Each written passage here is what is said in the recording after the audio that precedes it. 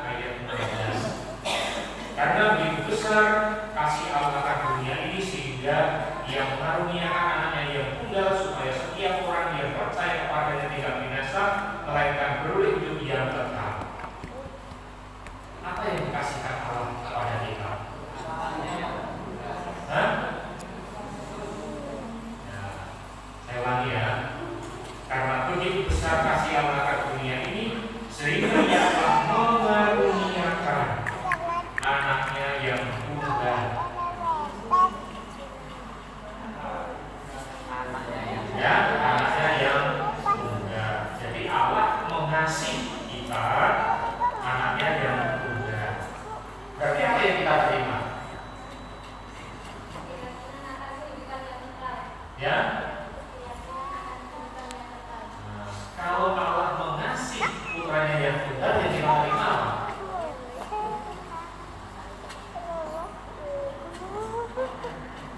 Kalau aku ngasih duit, yang diterima Bapak Ibu apa? Duit. Nah, tapi yang dikasihkan Allah itu apa?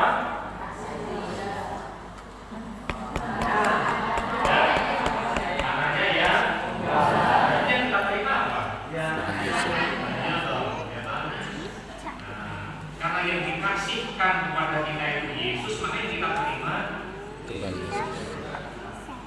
Nah, kita semua sudah menerima Tuhan Yesus, bahkan kita sudah percaya beriman kepada Kristus. Maka sebetulnya kita itu bisa berkata seperti Simeon tadi. Ya, Simeon ketika berjumpa dengan bayi Yesus yang dipersembahkan itu, kemudian mengatakan apa? Ya. Oke. Sekarang Tuhan, biarkanlah hambamu ini pergi dalam damai sejahtera sesuai dengan firman-Mu, sebab mataku telah melihat keselamatan. Mataku telah melihat keselamatan. Ketika berjumpa dengan Tuhan Yesus, Simeon mengatakan mataku telah melihat keselamatan. Maka biarkan sekarang aku ini pergi dalam damai sejahtera, mati dalam damai sejahtera, setelah hubungan apa melihat keselamatan. Nah, kita ini tentu yang melihat, tapi kita juga menerima, percaya, beriman kepada Kristus. Maka sebenarnya orang yang percaya kepada Kristus, beriman kepada Kristus, ada damai sejahtera. Maka mati pun rapopo. Karena kita sudah memiliki Kristus. Pergi dalam damai sejahtera karena kita memiliki Kristus. Dan di balik iman kepada Kristus itu adalah kebangkitan dan kehidupan yang kekal. Jadi kita itu nanti akan bangkit, tapi kita tidak bangkit sendiri, kita dibangkitkan. Dan yang membangkitkan kita siapa? Kristus. Oleh karena itu Santo Paulus memberikan nasihat kepada jemaat di Ibrani. Begini bacaan pertama dari kemarin ya. Sebab itu janganlah melepaskan kepercayaanmu karena besar upah yang menantinya. Nasihat Santo Paulus, jangan melepaskan kepercayaanmu. Yang kita terima tadi apa? Yang kita terima dari Allah tadi apa? Maka jangan melepaskan Yesus. Karena apa? Dikatakan besar upah yang menantinya. Di balik iman pada Kristus yaitu kebangkitan, kehidupan yang kekal. Oleh karena itu tadi disebut dalam bagian yang kedua, Kristus itu yang mengalahkan maut. Upah dosa adalah maut. Kematian itu kan akibat dari dosa. Jadi kita menjadi bisa mati, maut. Tetapi dengan kebangkitan berarti apa? Kristus itu mengalahkan. Kalau Kristus belum bangkit, tidak bangkit, itu kematian tetap menjadi maut. Karena apa? Tidak ada pengharapan. Pada kematian mati ya wis. Berarti maut. Tetapi karena Kristus bangkit, maka kematian dikalahkan. Tidak hanya berhenti pada kematian, tetapi ada apa? Kebangkitan. Itu yang disebut Kristus mengalahkan maut.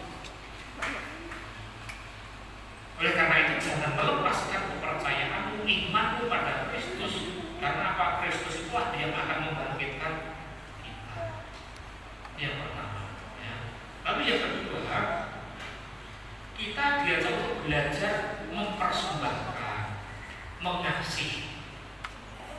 Tadi Allah kan sudah mengasihi kita, dan yang dikasihkan Allah untuk kita tadi apa?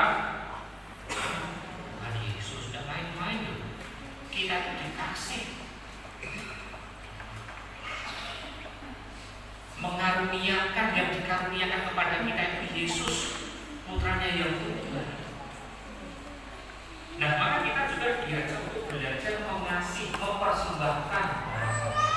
Tadi seperti Bapak Yusuf dan Maria membawa Tuhan Yesus, mempersembahkan ke Nabi. Nah, karena itu memang dalam hukum Taurat dalam kitab Keluaran dikatakan begini, kuduskanlah bagiku semua anak sulung, semua yang lahir terdahulu dari kandungan pada orang Israel, baik pada manusia maupun hewan. Akulah yang mempunyai mereka. Jadi baik anak sulung manusia, anak sulung hewan dipersembahkan pada Tuhan. Karena dikatakan akulah yang mempunyai mereka. Maka dari Bunda Maria, Bapak Yusuf membawa Tuhan Yesus yang adalah anak sulung dipersembahkan ke Indonesia. Nah, selain Tuhan Yesus dari Bunda Maria, Bapak Yusuf membawa apa?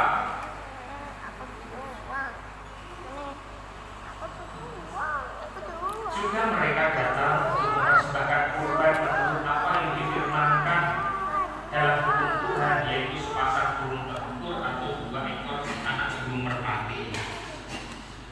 Apa yang bawa? Burung. Sepasang burung terukur atau 2 ekor anak burung merpati. Sepasang burung terukur atau 2 ekor anak burung merpati. Karena atau itu bisa salah satu. Kita kurang tahu yang dibawa Bunda Maria dan Bapak Yusuf ini sepasang burung terukur atau 2 ekor anak burung merpati. Tapi kok 2 nama kira-kira? Kok 2? Sepasang burung terukur atau 2 ekor anak burung merpati. Kira-kira apa?